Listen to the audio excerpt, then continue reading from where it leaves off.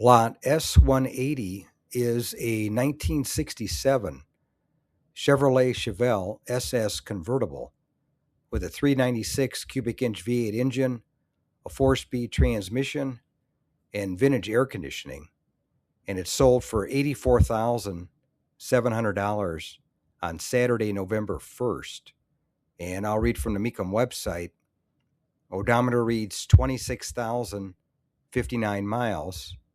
And the highlights are highly detailed restoration, factory 138 VIN Super Sport, matching numbers 396 cubic inch V8 engine, Muncie 4-speed manual transmission, 12-bolt rear end, added vintage air conditioning, power steering, power brakes, blinker tachometer, redline tires, wood grain sports steering wheel, rally wheels with redline tires, wheel arch moldings, wide rocker moldings, and Jensen cassette radio.